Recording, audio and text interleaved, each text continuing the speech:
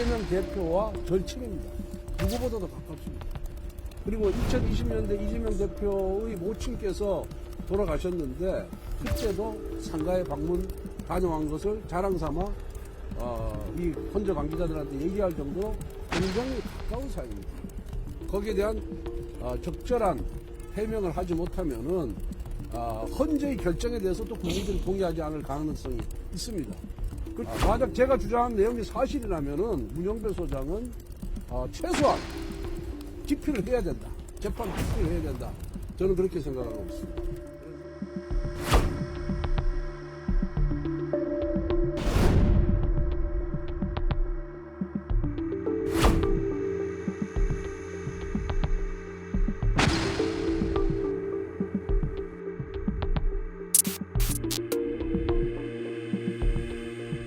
그 이면에는 문영배 소장 대행에 편향된 그런 가치관에 저는 작용을 하고 있다 이렇게 생각을 하고 있습니다.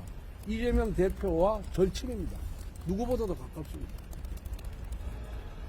그리고요 문영배 소장 자신이 평상시에 헌재 관계자들에게 정치 평론을 많이 했습니다. 정부 여당에 대한 비판을 많이 했던 분입니다. 그리고 이재명 대표와의 친분을 굉장히 과시를 많이 하고 자랑을 많이 했습니다. 그리고 2020년대 이재명 대표의 모친께서 돌아가셨는데 그때도 상가에 방문 다녀온 것을 자랑삼아 이 헌재 관계자들한테 얘기할 정도로 굉장히 가까운 사이입니다. 그렇기 때문에 문영배 소장의 대통령에 대한 탄핵 소추 사건의 그런 진행 과정에 대해서 저희들이 의구심을 갖는 것이고 거기에 대해서 명확하게 답변을 해야만 헌재의 공정성과 신뢰성이 저는 높아질 것이다. 그렇게 생각을 하고 있습니다. 거기에 대한 적절한 해명을 하지 못하면은 헌재의 결정에 대해서 또 국민들이 동의하지 않을 가능성이 있습니다. 그리고 그 정도로 친분 관계가 있다 그런다면은 사실상 대통령에 대한 탄핵 소추 나머지 국무총리라든가 법무부 장관 감사원장에 대한 탄핵 소추 실질적인 탄핵 소추를 누가 했습니까? 이재명 대표가 한 겁니다. 그럼 이재명 대표와 그렇게 친분 관계가 있는 사람이 재판장으로 재판을 진행한다는 것은 저는 재판의 그런 공정성을 기하기가 어렵다 이렇게 보고 있습니다.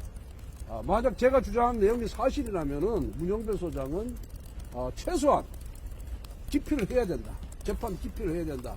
저는 그렇게 생각하고 있습니다. 그래서 문영배 소장이 제가 주장한 내용에 대해서 명확한 답변을 해야 된다. 할 의무가 있다. 왜?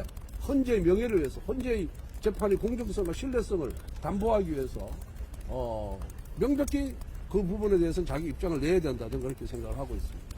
이해관계자니까 실질적인 탄핵 소추인 이재명 대표와의 그런 수십 년간의 그런 친분 관계, 친구 같은 그런 관계에 대해서 본인이 저는 해명을 해야 된다 이렇게 생각하고 있습니다.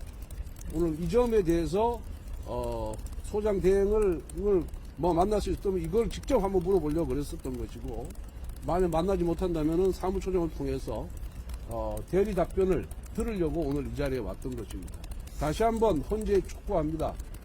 대통령에 대한 탄핵 심판 절차의 속도에 맞추어서 먼저 탄핵 소추된 장관들에 대한 사건도 아주 같은 시간대로 진행을 해달라. 그리고 대통령에 대한 탄핵 심판 결정 이전에 먼저 접수된 그리고 어떻게 보면은 비상계엄 선포의 원인으로 지목되고 있는 그 남용된 탄핵 소추권에 대해서 먼저 결론을 내려야 된다라는 것을 다시 한번 강조해서 요구를 하고 두 번째로 문영배 대행의 이재명 대표와의 그 친분 관계에 대해서 답변을 하고 만약 거기에 대한 답변을 제대로 못할 거면은 이거는 재판, 재청 내지 기피 사유라는 말씀을 다시 한번 드립니다. 이상입니다.